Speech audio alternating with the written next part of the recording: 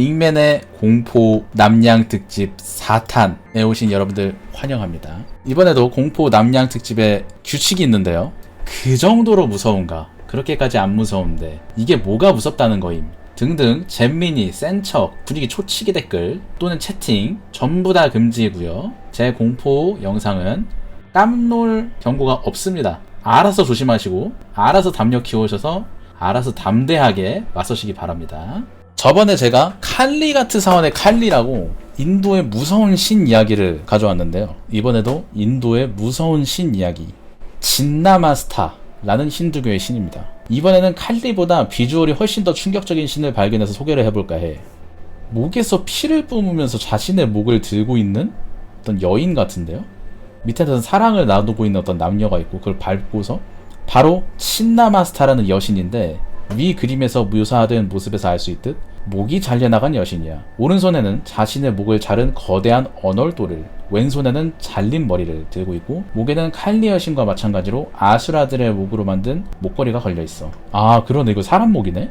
잘린 목에서는 세 갈래의 피분수가 솟구치고 있는데 그걸 자신의 잘린 머리와 양옆에 있는 시녀들이 받아 마시고 있어. 그리고 여신 발밑에는 열심히 성관계를 맺고 있는 커플 시바, 프라바티가 있지. 설명만 들어도 머리가 띵해지고 무슨 약을 빨았길래 이런 기상천외한 비주얼의 여신이 탄생한 걸까 싶을 거야. 사실 이 여신은 시바의 아내 프라바티의 화신으로 칼리도 그중 하나야. 모든 힌두교 여신은 프라바티의 또 다른 모습이고 넓게 봤을 때 모든 힌두교의 신은 결국 하나의 신이 지닌 여러 특성들을 제각각 의인화시켜서 각기 다른 이름과 신화를 부여해주고 브라만교나 힌두교가 전파되기 전 각 지역마다 섬기던 토착신들이 그들 종교와 융화되어 생겨난 산물들이라 볼 수 있어. 결국 이 기괴한 형상은 시바와 프라바티의 욕정, 즉 성욕과 시녀들의 배고픔을 해소하기 위해 자신의 목을 잘라서 시녀들을 먹이는 자기희생, 그리고 자신의 죽음을 통해 누군가의 생명을 구한다는 다소 모순적인 측면이 의인화된 여신이야. 성욕과 모순의 여신이지. 성욕 그리고 모순이라는 추상적 개념을 형상화, 의인화하기 위해 어떤 모습으로 그려야 할지 고민했을 당대 인도의 성직자들의 고뇌가 저 그림에 여실히 담겨있다고 생각해. 노래도 잠깐 들어볼까요? 와, 이거 돌아가고 있는 거 봐.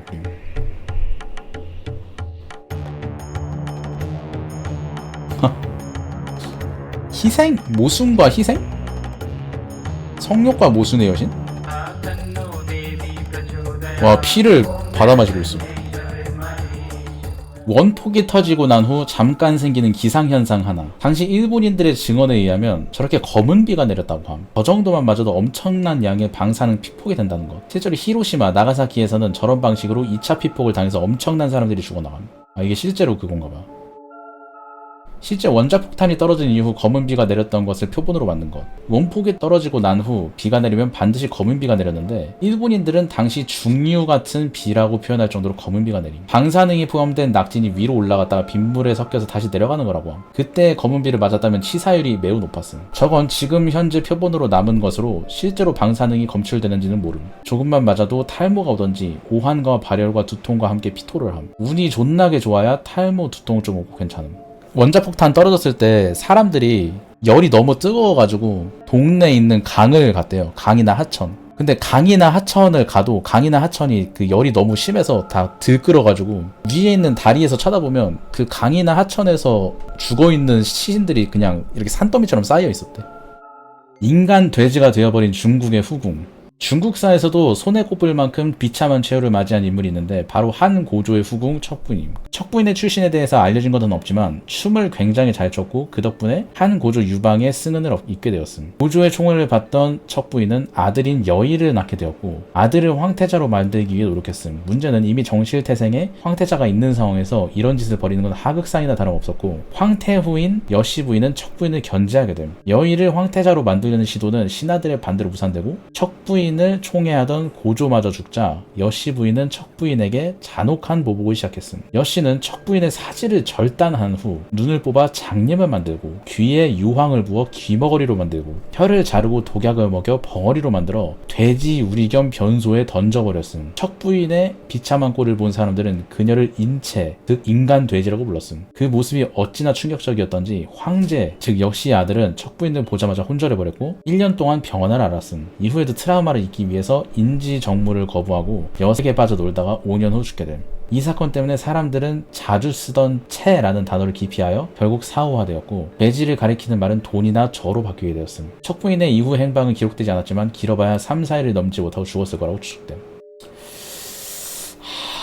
이게 IT 부두교의 좀비약 만드는 법. 나무위키를 열심히 읽은 첼럼들은 알다시피 원래 좀비라는 게 IT와 미국 뉴올리언스 같은 곳에 부두교에 존재하던 개념이었다. 부두교에서는 좀비는 사실 미지의 힘으로 발생해서 서로 뇌를 파먹고 여기저기 전염되는 게 아니라 부두교 사제가 직접 만드는 거였다. 그렇다면 좀비는 왜 만드냐? 일종의 형벌에 가까웠음. 부두교를 믿는 IT 사회 공동체에도 나름의 사회적인 관습, 도덕률 같은 게 있었고, 그걸 어긴 사람은 당연히 벌을 받을 수밖에 없었다. 예컨대 살인이나 강간 같은 극악무도한 짓을 했거나 주변 인물들을 이간질하고 나쁜 소문을 퍼뜨리는 등 공동체를 망가뜨린 사람들. 이런 사람들은 이미 자신이 사회의 룰을 어겼고 사람들의 원하는 사고가 있었다는 걸 알고 있기 때문에 언제든 자기가 좀비가 될 수 있다는 걸 알고 있었다고 한다. 그래서 언제나 두려움에 떨고 있었다고 한다. 이게 일종의 자기암시처럼 작용해서 실제로 사제들이 좀비로 만들 때 효과가 더 크다고 한다. 부두교에서는 사제가 세 종류가 있다고 한다. 호응간, 만보, 모코르, 이렇게 세 가지. 호응가는 다른 종교의 전통적인 사제와 비슷하게 종교의식을 집행하고 사람들의 심리 케어를 해주고 복을 빌어주는 등 역할을 함. 만보는 여성 사제인데 그다지 위상이 높지는 않은 것 같다. 얘네들은 좀비를 만드는 일은 하지 않는다고 한다. 좀비 만드는 그게 따로 있구나.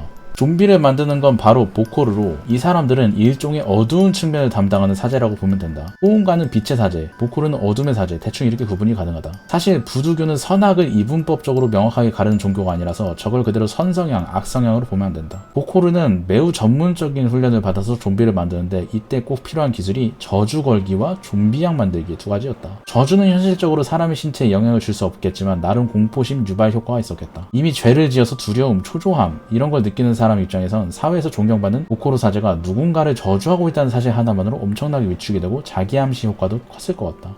이건 신기한데? 사회의 질서를 유지하기 위해서 약간 어둠의 역할을 만들었다? 그리고 중요한 건 가루약 만들기인데 여러 가지 잡다한 재료가 들어가지만 가장 중요한 건 밑에 세 가지다. 뭐야 슈발, 악귀 아니야? 크라포 드메르의 독. 크라포 드메르는 프랑스어로 직역하면 바다의 두꺼비라는 뜻인데 녹점 술 악귀라고 악귀의 일종인데 얘네는 보거랑 비슷하게 테트로도톡신을 가지고 있다. 이 녀석의 독이 주입되면 살갗 아래로 벌레들이 기어다니는 것 같은 느낌을 받는다. 또 소화불량의 저체온, 체중 감소, 고혈압 등을 겪으면서 극심한 신체적 고통을 겪다가 마비 증세를 보인다고 함. 물론 테트로도톡신을 직접 먹으면 먹은 사람은 골로 가버림. 그래서 보코르들은 복약의 독성과 정확한 투여량, 투여 방법에 대해서 잘 알아야 되고 저걸 희생자가 먹을 음식에 직접 먹으면 안 된다고 한다. 대신 저주를 외우며 상대의 피부나 상처 부위에 극소량을 문지르는 방식을 활용한다고 한다. 재밌게도 테트로도톡신 중독 증상 중에 자기 임사 체험이 있을 수도 있다고 한다. 희생자들은 자신이 무덤 위에 붕 떠있고 벌어지는 일들을 인지한다고 느낀다. 부포 마리누스의 독. 부포 마리누스는 맹독성이 있는 파나마 왕두꺼비인데 대충 하이티 등등이 있는 중앙 아메리카 곳곳에서 살아간다고 함. 이 녀석들의 독이 아주 맹독은 아닌지 거기 원주민들이 여러 용도로 쓰기도 함. 두꺼비의 고기 자체는 식용으로 쓰이고 현지 원주민들은 이 놈을 독을 채취해서 관광용 마약 같은 걸 피우기도 함. 영화 아포칼립토에 나왔던 화살촉 개구리로 독화살 만드는 거랑 비슷한 용도로 쓰이지 않았나 싶어. 이 두꺼비는 여러가지 독을 내뿜는데 특히 부포테닌이라는 화학물질이 좀비약 재료로 쓰임. 사람한테 부포테닌을 투여하면 통증과 구토, 호흡곤란을 느끼다가 환각과 망각 증세를 보인다고 한다. 말 그대로 마약이다. 그리고 환각 상태로 일시적으로 체력도 세지고 호전적으로 변해서 미쳐 날뛰게 된다고 함. 이 약을 써서 좀비를 만들 땐 적어도 3사람 이상이 필요하고 좀비가 된 직후 여럿이서 두들겨 팬 다음 묶어놔서 수청적인 상태로 만들어야 돼. 예? 다투라 스트라모니움, 흰 독말풀. IT인들은 홍콩부르 좀비, 즉 좀비의 오이라고 부르는 풀. 원래 북중미 지역에 사는 인디언 부족은 이 풀의 잎을 으깨서 연고로 제작해왔고 이걸 몸에 발라서 일종의 마약에 취한 희열을 느꼈다고 함. 원래 원주민들 문화는 아니고 중세 유럽의 음지에서 전해지던 문화였는데 대충 스페인 침략자들을 통해 전래되었을 가능성이 있다고. 이것을 강제로 먹으면 어느 정도 독약의 중화제로 작용하게 됨. 또 다투라 풀을 많이 먹으면 선망 상태에 빠졌다가 기억 상실을 일으키기도 함. 실질적으로 좀비 상태에 상태를 유발하고 유지하는데 유용하게 쓰이는 식물이기도 하다. 테트로도톡신, 부포테닌으로 가사 상태가 되어 묻힌 희생자가 깨어나면 보코르가 좀비가 된 희생자한테 다투라로 만든 약을 먹여서 최종적으로 좀비 상태를 만든다. 이 외에도 사람의 뼈조각, 뇌석, 자극적이고 가렵게 만드는 식물 등등 때려 넣어서 좀비약을 만듦. 중세 마녀들이 커다란 가마솥에 온갖 괴상한 재료들을 다 때려놓고 마법약 만드는 거랑 꽤 비슷하다. 정리하자면 테트로도톡신으로 희생자를 가사 상태로 만들고 희생자가 죽었다고 판단한 주변인들이 무덤을 만들어 매장함. 희생자를 끄집어낸 후 부포테닌으로 기운이 나게 만들되 몽롱한 상태로 육체적 침만 일어나게 만듦. 그 다음에 두들겨 패서 복종하게 만듦. 다투라풀을 먹여서 다른 독의 효과를 중화시키지만 정신에 착란이 오고 기억상실이 돼서 완전히 자의식을 잃고 노예가 됨.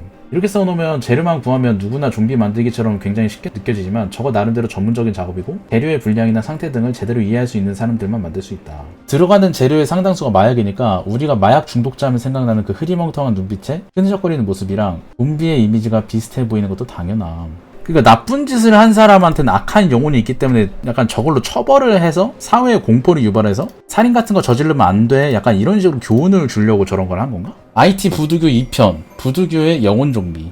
사실상 부두교는 사회 공동체에서 눈밖에 난 사람에게 약물을 먹여서 좀비를 만드는 거지만 엄연히 종교인 만큼 부두교 신자들은 그렇게 유물론적으로 생각하지 않는 것 같은. 부두교에서는 좀비를 영혼을 간탈당한 상태로 봐. 좀비를 만드는 사제가 희생자의 영혼을 빼앗아서 가둬두면 영혼을 잃은 희생자는 살아있지만 살아있지 않은 상태가 된다는 방식. 그리고 재밌게도 원조 부두교에선 육체 좀비와 영혼 좀비가 따로 존재함. 저기서 강탈당해서 단지에 갇힌 영혼이 곧 영혼 좀비가 되는 거. 이렇게 생긴 단지를 아프리카 카리브 해권역에서는 카나리 단지라고 부르는데 부두교 사제들은 여기에다가 영혼 좀비를 가둬놓는다. 물론 갇힌 영혼은 풀어달라고 애원하지만 본인 뜻대로 벗어날 수 없다. 카나리 단지는 다시 부두교의 종교 신전격 되는 공간인 훈포에다가 안치래는. 훈포는 이렇게 생긴 공간.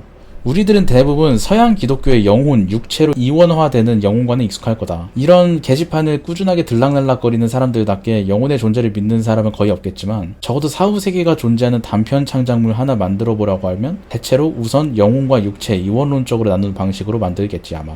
조금 더 나아가서 동양권의 유교적인 관념을 잘 알고 있다면 영혼은 다시 혼, 얼과 백, 넋으로 나뉘는 3단계 구분법도 알고 있을 거야. 혼이 좀 더 명료한 영혼에 가까운 무언가이고 백은 육신에 붙어있는 생기 비슷한 무언가라는 거. 그리고 사람이 죽으면 혼은 하늘로 올라가 점차적으로 흩어지고 백은 육신과 함께 차차 흙이 되어 소멸한다는 개념.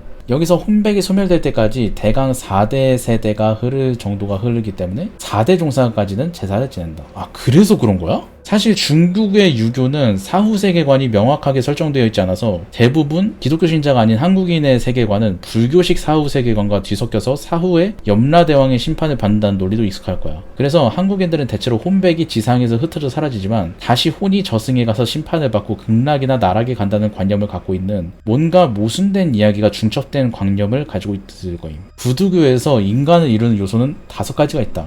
제투알, 그로본 앙주, 티본 앙주, 에남, 호카다부흐. 제투알은 에토일레 부분은 프랑스어로 별을 뜻하고 부두교에서 각 개인마다 그의 예정된 운명을 담고 있는 별이 있다고 믿어. 이게 사람 몸속에 있는 건 아니고 하늘 어딘가에 있다고 생각되지만 어째서인지 인간을 이루는 5대 요소 중 하나로 포함이 된다. 별은 한 사람의 소망과 그 영혼이 살게 될 다음 생의 일들의 정해진 순서를 담고 있고 부두교 사제들은 호리박병으로 점을 쳐서 알 수 있다고 함. 그로본 앙주. 그로본 앙주를 이해하는 건 아주 쉽지 않은데 IT 사람들은 늦은 오후 햇빛 아래에 생기는 2개의 그림자로 이해한다고 해. 그림자를 보면 하나는 짙은 색으로 중심이 있고 다른 하나는 흐릿하게 한쪽으로 쳐져 있잖아. 이때 희미한 걸 티본 앙주, 즉 작고 착한 천사로 이해할 수 있고 가운데에 보이는 짙은 상은 그로본 앙주, 크고 착한 천사로 이해할 수 있다고 해. 쉽게 말해서 IT 부두교는 인간의 영혼으로 큰 천사와 작은 천사 2개가 있다고 보는 거. 그로 본 앙주는 모든 생명체에 깃들어 있는 공동의 영혼 같은 거, 일종의 생명의 힘 같은 거라고 볼 수 있음. 이 영혼의 역할을 생명체가 생명을 유지하고 살아있게 하는 거. 태아가 수태되면 그로 본 앙주가 태아에게 들어가고 사람이 죽으면 곧 빠져나와서 신에게로 돌아간다고 함. 그로 본 앙주는 그냥 생명의 에너지이고 모든 감각이 있는 생명체에 공동으로 들어있는 거라면 T본 앙주는 각 인격체에게 하나씩만 들어있고 그 인격체가 곧 자신이게 해주는 작은 영혼이야. 사실상 사람의 개성, 성격, 의지력, 자아 정체성 이런 걸 담당하는 것. 사실상 이게 한 개인의 인격의 본질이고 가장 중요한 존재야. 서양이나 동아시아권 사람이라면 사람의 영혼이 빠져나가면 그대로 죽는 거지만 부두교에선 사람을 살아있게 하는 건 그로 본 앙주이기 때문에 T본 앙주가 빠져나가도 살아있을 수 있다고 해. 밤에 꿈을 본 것도 T본 앙주가 몸에서 빠져나와 다른 곳에서 무언가를 경험하는 것으로 설명해. 여기까지 보면 알겠지만 우리가 흔히 갖고 있는 서양 기독교식 영혼이 딱 저거 두 개를 합쳐놓은 느낌일 거야. 1. 생명체를 살아있게 하고 이게 빠져나가면 죽는 것. 2. 인간에게 그 자신의 고유한 개성을 부여하고 자의식을 갖게 하는 것. 부두교는 저거 두 개를 딱 나눠 놓아서 그 자신의 고유한 개성과 자의식, 정체성은 사라졌지만 어떻게든 생명력이 빠져나가진 않아서 살아있기는 한 존재라는 관념이 가능해졌지. 이게 바로 살아있지만 살아있지 않은 좀비라는 존재가 되는 거. 그로 본 앙주는 짐승한테도 들어있는 영혼인데 T본 앙주는 오로지 사람한테만 들어있는 정체성, 자의식 같은 그런 고도의 영혼 같은 거다. 여기서 T본 앙주를 빼면 그로 본 앙주만 남아있기 때문에 이 사람의 자의식이 빠져나가서 그게 곧 좀비가 되는 것이다. 엔암은 일종의 육신이 형체를 유지하고 신체의 각 부분이 활동하게 해주는 생기라고 해.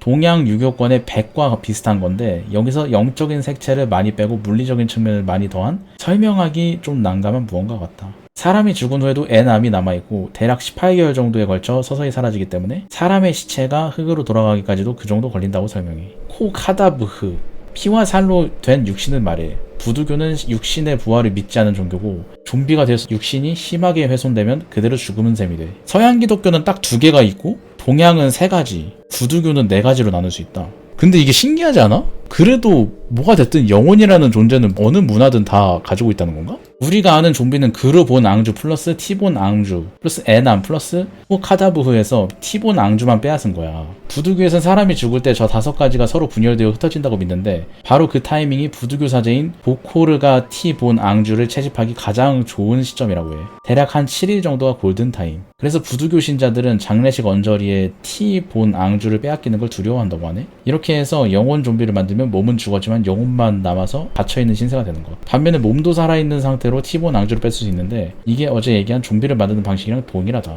개념적으로 보면 그러면은 좀비는 영혼이 없는 사람이네? 자의식이 없는 사람? 그냥 살아만 있고 자기 주체가 없고.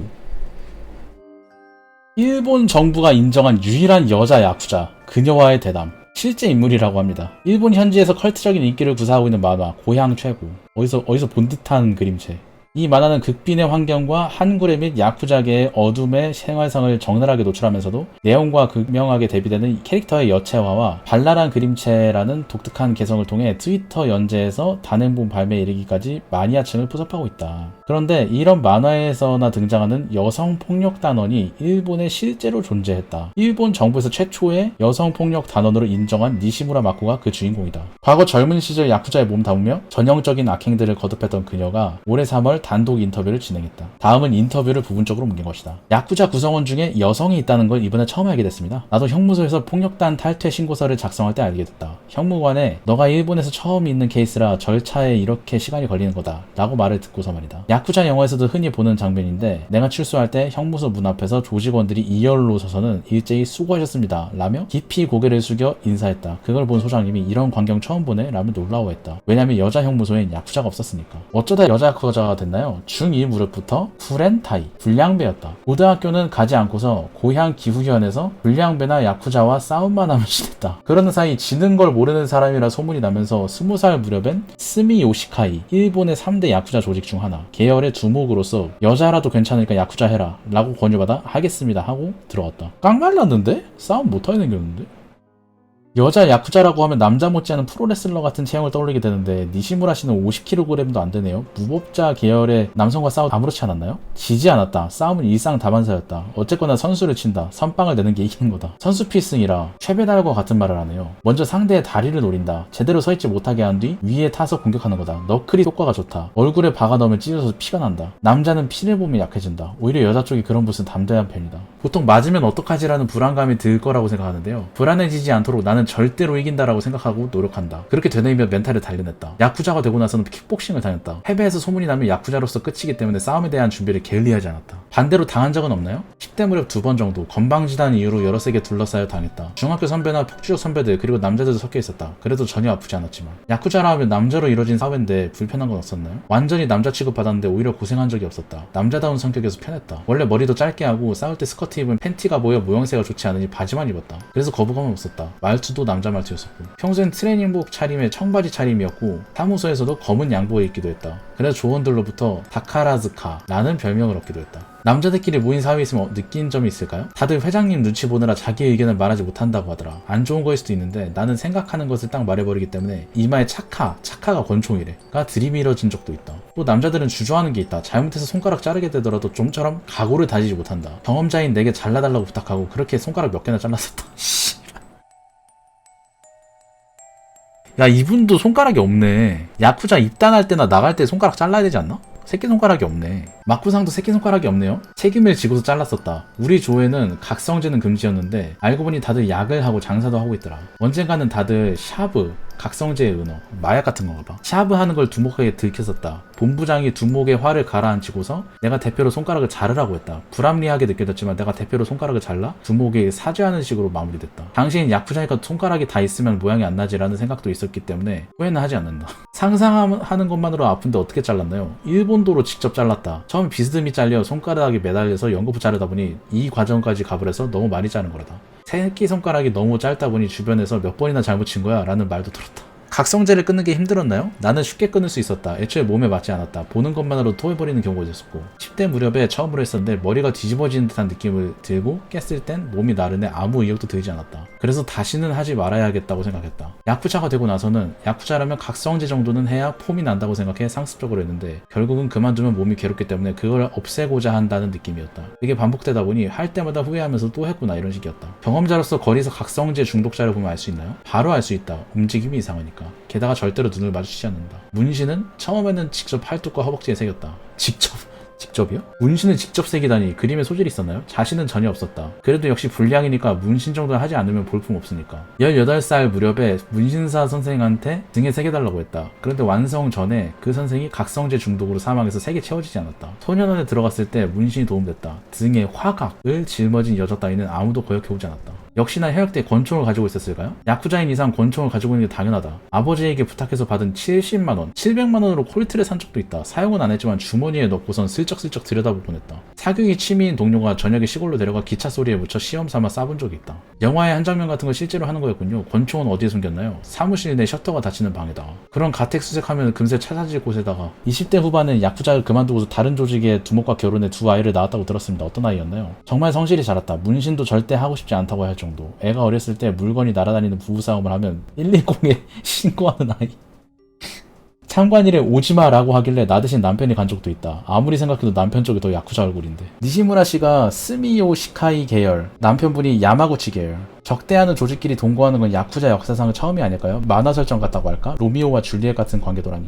주변에서 말도 안 된다고 놀라했다. 하지만 집에서 남편은 과묵하고 나도 그런 거에 관심이 없다 보니 서로 간섭하지 않고 살았다. 40대 초반 무렵엔 옛 조직에 복귀하셨는데 이유가 뭔가요? 아이를 위해 건실한 사람이 되려고 30대 무렵 전문학교를 다니며 요양보호사 2급과 의료부기사 자격증을 취득했다. 그런데 요양보호사 목욕 보조를 하다가 팔뚝 문신이 들통나서 문신 있는 사람은 고용할 수 없다고 퇴짜를 맞았다. 이후 몇 번이나 도전했지만 채용은 이어지지 않았다. 이런저런 우여곡절이 있어서 쉽게 돈 벌 수 있는 샤브 가게를 다시 하고 있다. 남편이 집에 돈을 가지고 오지 않으니 일가의 수입원은 나였다. 아이도 크고 있고 내가 패킷 분리 작업, 약물에 봉지 나누기 작업을 할 때면 궁금하듯 의아한 표정을 짓곤 했다. 하루가 멀다고 양부를 다루다 보니 그런 생활이 점차 지겨워졌다. 성에 맞지 않았다. 문득 야쿠자로 돌아갈까라는 생각이 들어 조직 간부에게 전화를 걸었다. 야쿠자로 복귀해보니 충족감이 있었나요? 없었다. 내가 돌아갔을 무렵에는 업계는 사기가 판을 치고 있었다. 처음 할 무렵엔 사기 같은 게 없었는데 예를 들어 대부업자의 의뢰로 나쁜 놈으로부터 빚을 징수하면 정의의 편이 된 듯한 기분이었다. 하지만 돌아왔을 때 야쿠자가 사람을 속여 뜯어내는 일만 하는 거라곤 밖에 생각할 수 없어 나와 맞지 않아 다시 그만뒀다. 야쿠자 업계에서 완전히 손을 씻고서 요즘 열중하는 게 있나요? 전 야마구치 요시구미계 의룡회 회장이었던 다케카시 사토루 씨가 시작한 5인회, 폭력단원의 갱생 및 지역사회 범죄 예방 활동하는 MPO 법인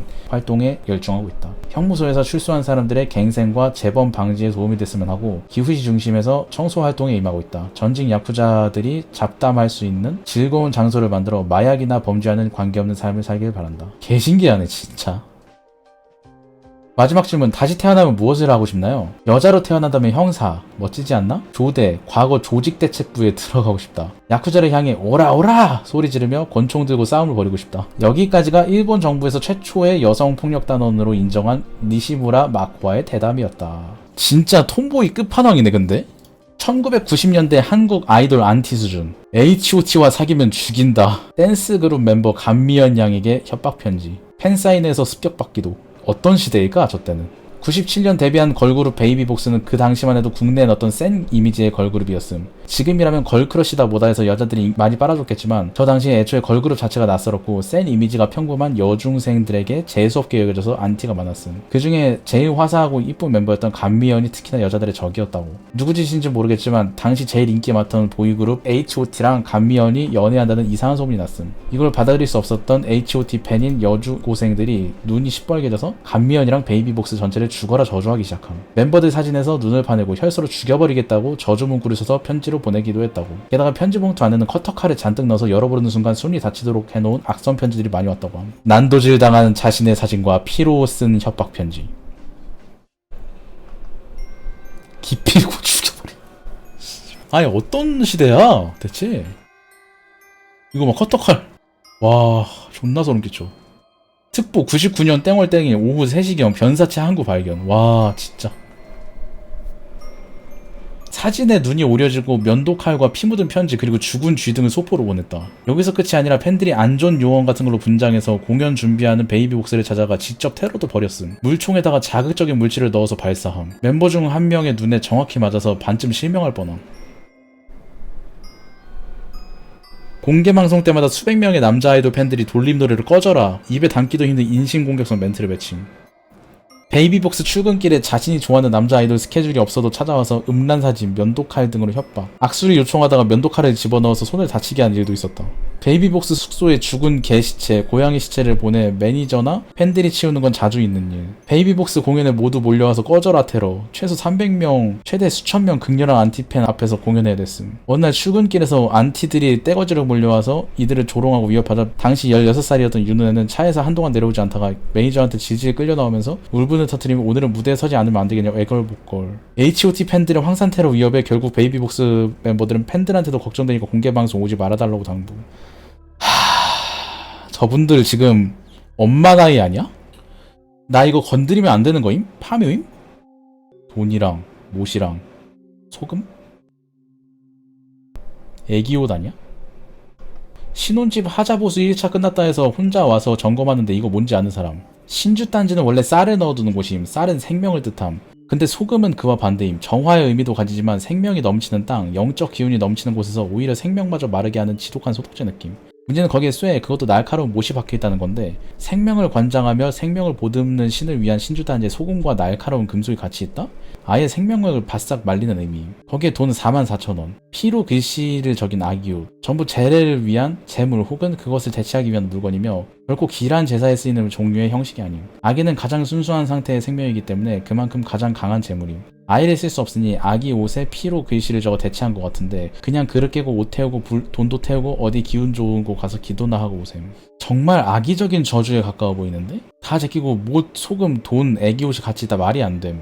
별건 아니고요. 터 귀신한테 잘 보이려고 집 짓고 나서 원래는 기와집 처마 기둥과 지붕 위 사익 공간에 넣어두는 건데 아파트에서도 오래된 어르신들은 하시는 분들이 계시죠. 집 단단하게 무너지지 말라는 의미에서 못을 넣어둔 것 같네요. 차 사고 고사 지내는 거랑 별 다를 바 없습니다. 후기입니다. 정리하자면 결혼하기 전 동거부터 하자고 해서 같이 살 예정인 커플이고 오피스텔 신축 분양받은 거였어요. 분양해준 여자한테 전화해서 물어보니까 분양 사무실이 13층에 있는데 13층이 계약돼서 마지막 하나 남은 계약이 안 된 저희 커플 호수로 사무실을 옮겼대요. 분양 잘 팔리려고 했던 저 파묘 물건들을 저희 호수로 옮겨다 놓은 거라고 하네요. 남의 신축집을 분양 사무실로 잠깐 썼다고? 이게 뭔 말이래? 우리 이모 무당인데 안 좋은 의미라는데? 나였으면 44,000원만 빼서 피자 먹었을 것 같은데? 캐나다의 호수 괴물 오고포고. 캐나다 설화에 따르면 캐나다 브리티시 컬럼비아주의 오카나간호에서는 오고포고란 이름의 뱀을 닮은 거대한 호수 괴물이 살고 있다고 전해진다. 오고포고는 대체적으로 어두운 색감의 피부를 지닌 뱀 모양의 괴수로 묘사되는데 몸 길이는 5m에서 15m, 머리는 60cm로 알려져 있다. 오래전부터 오카나간호 인근의 원주민 부족들은 호수의 나이타카, 호수의 악마라고 불리는 거대한 호수 괴물이 산다는 괴담을 믿어왔는데 전설에 따르면 나이타카는 산 재물을 요구했기 때문에 원주민들은 호수에 들어가기 전 작은 동물들을 재물로 바쳐왔다고 한다. 하지만 원주민 모두가 이 소문을 믿는 건 아니었는데 원주민 추장은 이 전설을 그저 우스갯소리로 여겼다고 한다. 그 추장은 자신만만하게 재물을 바치지 않고 가족과 함께 카누를 타고 호수를 들어갔는데 들어간 지 얼마 안 돼 나이타카에게 습격을 받아 일가족 모두가 익사했다고 전해진다. 북미에 유럽인들이 정착하기 시작한 뒤에도 오고포고에 대한 목격담이 이어졌는데 최근 들어 목격담이 줄어든 다른 크립티드와 달리 오고포고는 독특하게도 21세기에도 목격되었고 2018년 9월에만 3차례 목격담이 오되었다. 목격담의 공통점은 물속에서 요란한 현상이 목격되었고 굉장히 빠른 속도로 수면 바로 아래를 헤엄치고 있다는 것, 늘씬한 뱀 같았다는 것이다. 2022년 한 노부부가 보트를 타고 오카나간 호수에서 휴양을 즐기던 중 보트 아래를 확인하다가 이상한 무언가를 목격했다. 그 무언가는 보트와 10m 정도 되는 거리에서 잠수하며 보트를 노려보고 있었다고 한다. 그래서 평범한 것이 아닐 거라고 직감해 사진을 찍었는데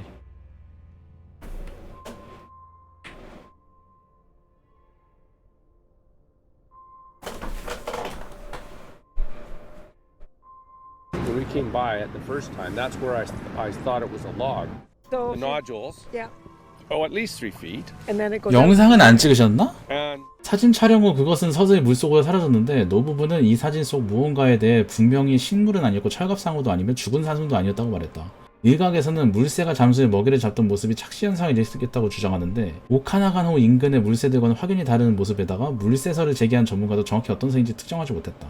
분위기 깨서 미안한데 관광 상품으로 만들려고 일부러 저 배우들 투입한 거 같다는 게 내 의견이야. 왜냐면 네스호라든지 저런 그 로즈웨이 UFO 사건으로 벌어들인 관광 수입이 꽤 짭짤한 걸로 알거든.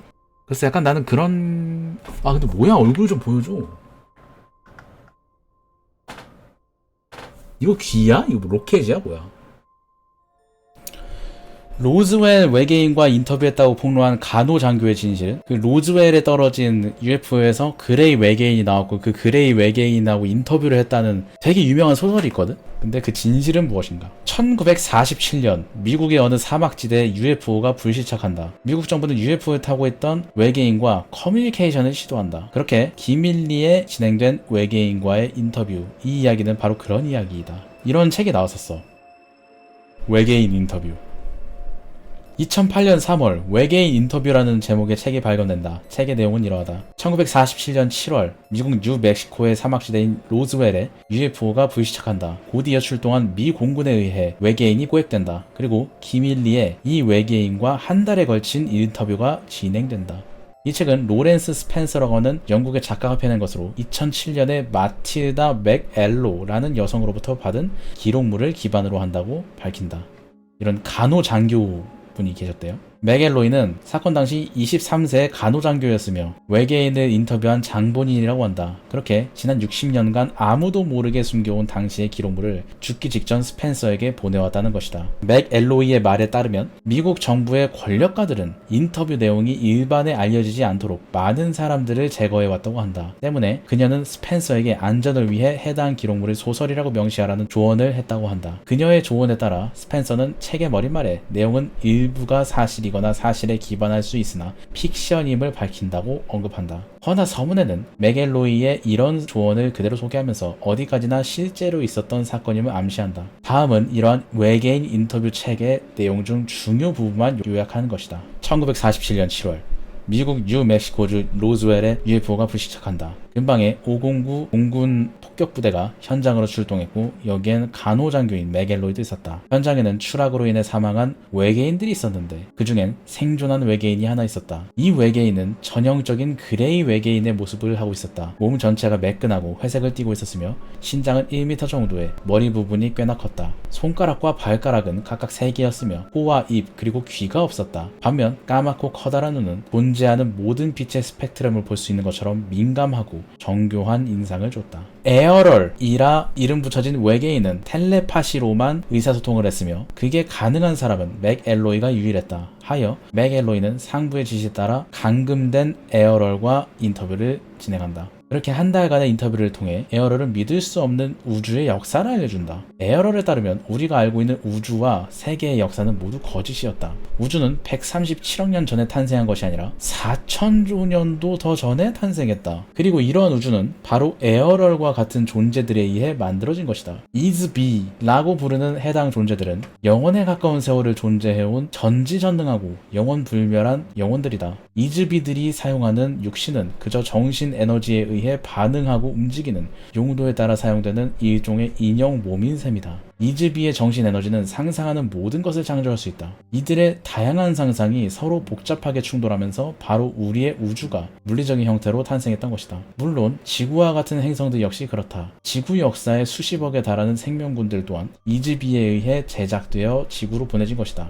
에어럴은 도메인이라는 문명의 이즈비로 군 장교이자 파일럿이며 엔지니어이다. 그리고 도메인은 우주의 4분의 1을 관리하는 전 우주의 최고 문명이다. 지구가 속해 있는 은하계 역시도 도메인의 관리하에 놓여있다. 헌데 아주 오래전 이 우주의 변두리 행성인 지구에 이변이 발생했다. 한때 도메인의 라이벌이자 적대 문명이었던 구제국이 지구를 일종의 감옥 행성으로 사용한 것이다. 구제국은 수많은 범죄자 이즈비들과 효용 가치가 없어진 각계의 인사들을 지구로 유배시킨다. 그리고는 전기 충격을 통해 기억 삭제 및 마인드 컨트롤을 가하는 탈옥 방지 시스템을 구축한다. 그렇게 유배된 이즈비들이 영혼이 지구와 인간의 육신에서 벗어나지 못하도록 매번 기억을 삭제시킨 채 새로운 사람으로 환생시키는 것이다. 그처럼 오랫도록 구제국 외에도 여러 곳에서 많은 이즈비들이 지구로 유배를 보내졌다. 결국 우리 인간은 모두 본디 이즈비였던 것이다. 우리가 사실 이즈비라고 하는 생명체 중에서도 범죄자들이다. 그리고 우리는 지구에 갇혀있다. 지구는 감옥이다. 아시다시피 1947년 7월 로즈웰 육군 항공대는 보도자료를 통해 509 폭격부대 소속 요원들이 뉴멕시코주 로즈웰 인근 목장에서 추락한 비행 접시를 회수했다고 밝혀 언론에 뜨거운 관심을 불러일으켰습니다. 기지에서 추락 소식을 전해들었을 때 저는 방첩부대 요원인 케비치의 운전기사로 현장에 출동할 것과 필요시 생존자를 위한 응급 의료 지원을 요청받았습니다. 현장에 도착했을 때 우주선 탑승자 4명 중 하나가 추락해서 살아남았으며 의식이 있었고 다친 곳도 없었다는 것을 알았습니다. 저는 즉각 외계인이 저와 심상 또는 텔레파시 사고를 통해 의사소통을 시도함을 알아차렸습니다. 저는 이를 케비 씨에게 보고했습니다. 현장에 있던 다른 사람들과 달리 저는 외계인과 의사소통이 가능하며 외계인 역시 기꺼이 의사소통에 응하는 것 같기에 고위 장교와의 짧은 상의 끝에 저는 생존하는 외계인과 함께 기지로 돌아가기로 결정했습니다. 제 임무는 외계인과의 소통 과정에서 발견한 모든 것을 지휘 당국에 보고하는 것이었습니다. 그 후 저는 군인 및 비군인들이 제공한 구체적인 질문 목록을 받았습니다. 저는 이를 외계인에게 통역하고 그에 대한 답변을 기록해야 했습니다. 인류는 다음 기록물 속 질문에 대한 답을 알아야 됩니다. 우리는 누구인가? 우리는 어디에서 왔는가? 지구에서의 우리의 목적은 무엇인가? 우주의 다른 곳에 지적 생명체가 있다면 왜 그들은 우리에게 접촉하지 않았을까? 이와 같은 내용을 담고 있는 외계인 인터뷰는 국내외 마니아들 사이에서 컬트적인 인기를 구사한다. 책의 내용 중에는 구제국 요원이 인간을 통제할 목적으로 신행세를 하며 모세에게 10계명을 건네주는가 하면 부처인 고타마 시타르타의 철학이야말로 이즈비들이 자아를 깨닫고서 이 감옥 행성 지구를 벗어나는 해답을 품고 있다고 설명한다. 이렇듯 에어럴의 가르침은 기독교에 대한 반감과 동양사상, 특히 부처와 같은 깨달음을 통해 신과 같은 존재에 도달하자는 그 옛날의 뉴에이지 사상을 빼닮았다. 여기에 외계인이 절대적 존재이자 구원자로 등장하는 고전적 SF 플롯은 은하 연방 존재의 등장까지 정말이지 외계인 인터뷰는 이런 쪽 성향의 도착층을 제대로 만족시키기에 충분했다. 이 사람의 작가래. 약간 그레이 외계인 닮은 것 같기도 하고. 허나 외계인 인터뷰에는 분명 오류들이 존재한다. 책의 본문 중 맥앨로이가 사건 당시 1947년 작성했다던 기록물에 컴퓨터 데이터베이스라는 용어가 등장한다. 거대한 컴퓨터 데이터베이스에 데이터가 수집됐다라는 대목에서 말이다. 헌데 이 데이터베이스라는 용어가 처음 등장한 것은 53년이다. 그리고 문제 대목에서처럼 컴퓨터 시스템 내 데이터베이스화 같은 개념은 1962년대에서부터 정립된 개념이다. 카본 베이스드 메털이라는 용어도 등장한다. 탄소 기반의 물질이라는 의미가 되겠다.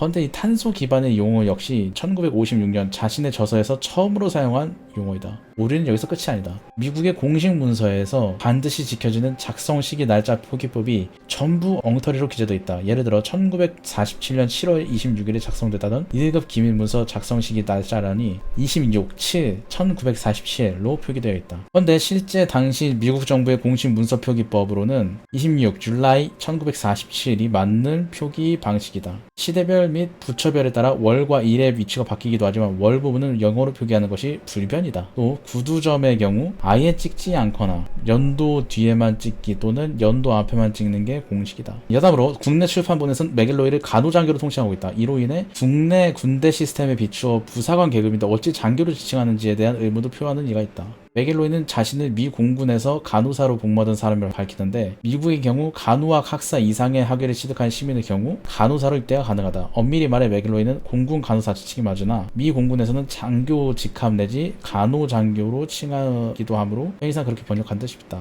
이 밖에도 고대 이집트들이 지구에서 아틀란티스와 레무리아의 문명을 세웠다는 내용이나 구제국의 요원들이 감옥 시스템의 강화와 지구인들에게 거짓 문명의 역사를 심어줄 요량으로 자신들의 기술력을 통해 피라미드를 세웠다는 내용 역시 그냥 넘어갈 수 없다.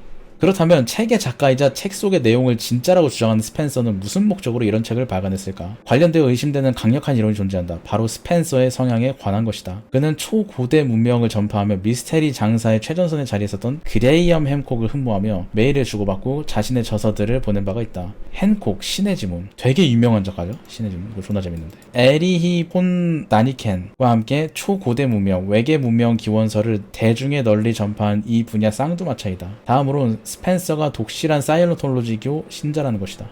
사이언톨로지교? 탐 크루즈가 들어갔다는 그 사이언톨로지교?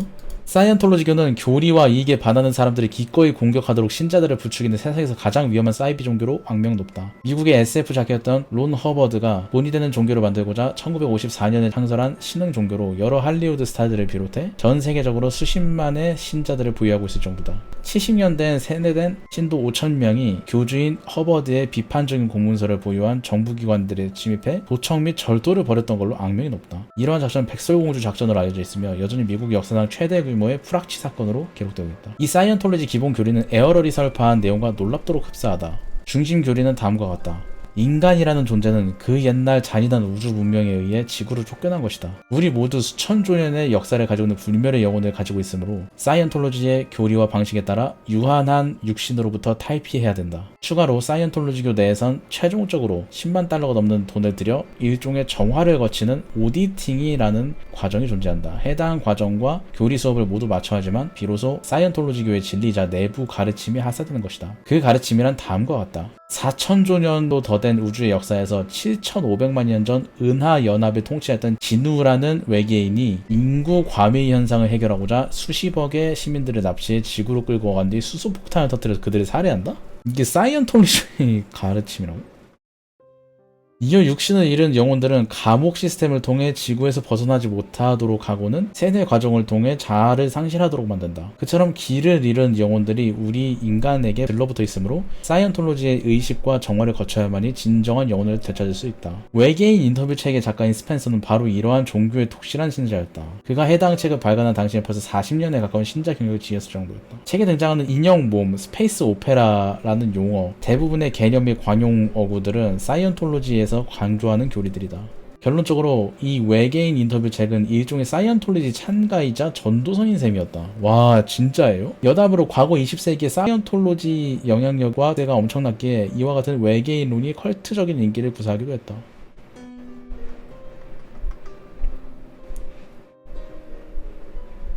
외계인 인터뷰 속 문제의 외계인 에어러를 에너그램으로 변환하면 라이어가 된다. 거짓말쟁이. 와, 씨. 진짜야? 아니 사이언톨로지 무섭다. 탐 크루즈 뭐하냐고 여기서. 이 양반 옛날에 그런 영화 찍었던 거 아세요? 아이즈 와이드 샷 이런 영화도 찍었던 거 알아? 이 사람이 그 프리메이슨 같은 그런 단체에 대한 음모론에 약간 엮인. 이 감독이 이거 만들고 죽었거든요. 톰 크루즈 당신 대체 뭡니까? 당신 그렇게 안 봤는데. 허리 양손 절단 사고, 해외 수인계 소식, 양손 절단 사건. 오늘의 주인공은 미국 거주하는 30대의 프렛셀 콜리? 이름이 왜 이렇게 어려워? 오른쪽에 있는 사람이래요. 일반인 사이에서도 많이 알려지고 회자가 되는 사건을 가져와 봤음. 당장 구글에 퍼리 로스 핸즈나 퍼리 드라이 아이스만 검색해봐도 글이 주르륵 나오는데 이 일이 파급력이 컸다는 걸 알 수 있다. 문제는 안 좋은 쪽으로 파급력이 커서 수인계에는 이미지가 10차이 났다는 거임. 어쨌든 이야기를 시작하면 2019년 8월경에 하나의 트윗이 올라옴. 씨발 뭐야.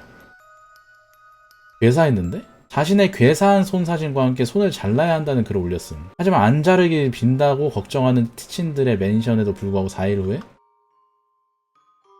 절단했다는 인증글이 올라옴. 여기까지만 봤을 때 안타까운 해프닝으로 보이는데 여기서부터 문제가 시작됨. 사람들이 얼마 전까지만 해도 멀쩡한 사람이 왜 양손이 괴사했고 절단을 했는지 궁금해한다는 거임. 이에 따라 이 사람은 해명하는 페이스북 영상을 올렸는데 무슨 내용이냐면 평소에 손목 관절염이 있어서 많이 고생하고 있었는데 이를 완화하기 위해 손을 드라이 아이스에 넣는 요법을 시도하고 있었다. 근데 드라이 아이스에 손을 넣기 전에 진통제를 먹었고 진통제 때문에 깜빡 잠이 들어 6시간이나 자버렸다? 뭔 소리야?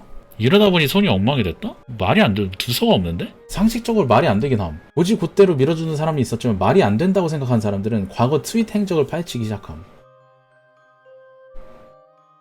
사건 발생 전, 딱 4년 전에 손 대신 앞발을 달고 싶다는 뉘앙스의 트윗이 올라왔다? 손을 묶는 사진도 있는 등 살짝 그쪽 성향이 있었다는 정황이 나오기 시작함. 게다가 주변인들이 이 사람의 남친도 손가락이 절단되어 있다는 증언, 이 사람이 정신적으로 이상했다는 증언, 과거에 사지절단 패티시를 가진 작자들이 다른 것도 아니고 드라이 아이스를 써서 사지절단을 했다는 기사가 판해짐. 여기에 이 사람의 퇴원 직후 행동도 이상했는데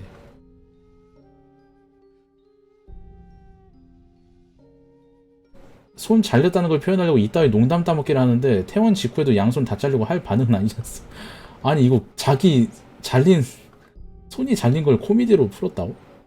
아무래도 이상한 손 절단 사유, 여기에 꺼림칙한 과거 행적들, 거기에 이 사람이 아무렇지도 않다는 태도 등등이 나오자 루머가 탄생하고 퍼지기 시작함. 허리한 놈이 손 대신 앞발에 의수를 장착하기 위해 의도적으로 자기 손을 드라이 아이스에 넣어서 절단했다. 물론 전부 다 심증의 정황 증거뿐이었음. 하지만 자극적인 루머는 인터넷 누리꾼들에게 좋은 떡밥이 되었고 하루아침에 이 사람은 사지 절단 패티시 때문에 의도적으로 양손을 잘라버린 정신병자 퍼리가 되어 있었음. 반박하려는 노력도 수차례 있었지만 아무리 그래도 세간의 인식이 좀 거시기함.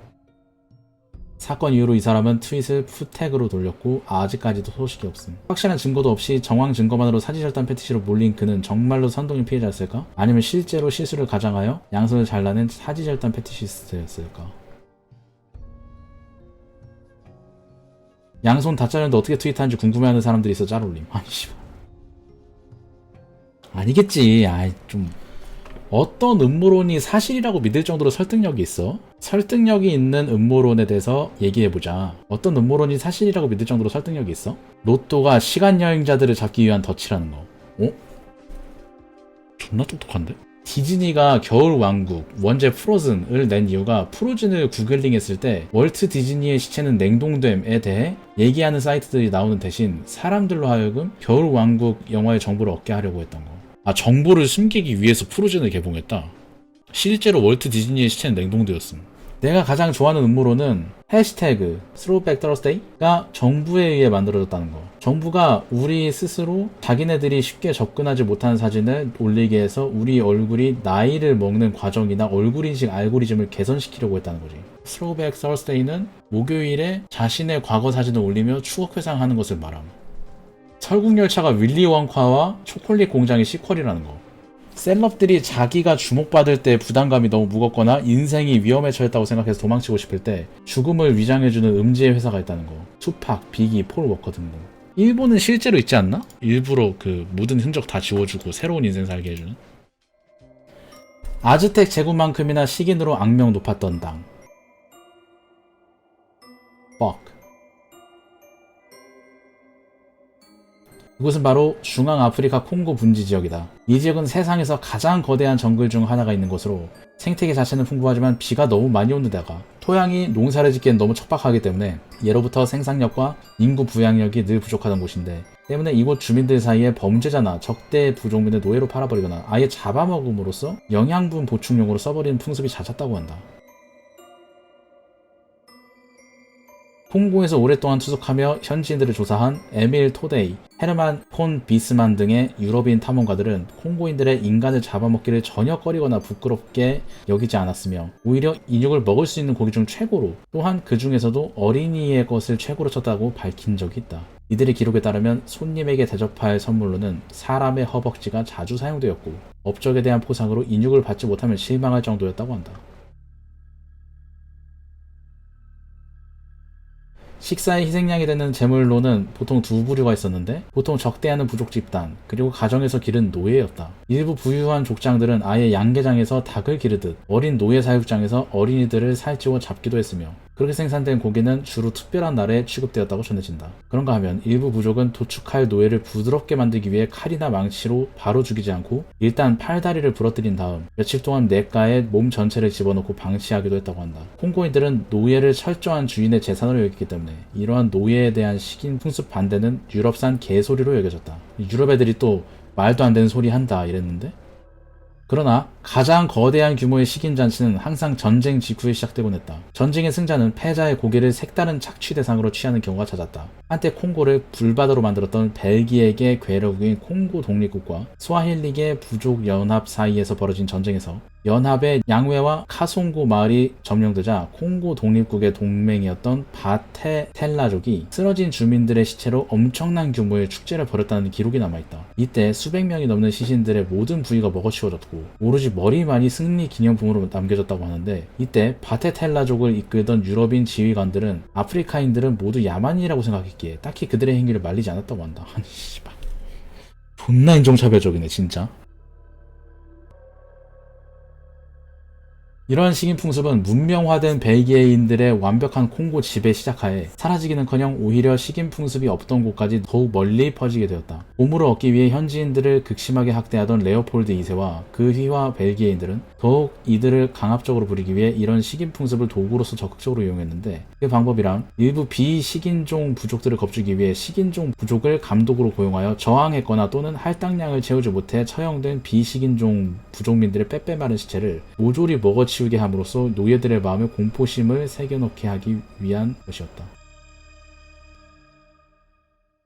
레오폴드 2세와 그의 벨기에는 다른 유럽 열광들과 달리 식민지의 기독교와 악습 폐지 등의 그나마 선한 행위에도 별 관심이 없었기 때문에 식인 풍습은 현대에 들어와서도 살아남고 말았으며 오히려 콩고의 국가적 혼란 아래 훨씬 광범위하게 자행되고 있는 실정이다. 20세기에 들어서도 시골은 물론이고 수도인 브라자빌, 킨샤사 등지에서마저 시민들이 식량을 얻기 위해 인육을 거래했다는 보고가 있을 정도고 콩고 내전 도중에는 전쟁 포로들을 아무렇지도 않게 먹어치우곤 했다고 하니 콩고가 진정 안정을 되찾지 못한 이상 식인 풍습은 마지막까지 망령으로 승전해서 이 땅을 고통스럽게 괴롭히지 않을까 싶다. 어쨌든 여기까지가 남양 특집 4탄이었습니다. 재밌게 보셨다면 감사하겠습니다.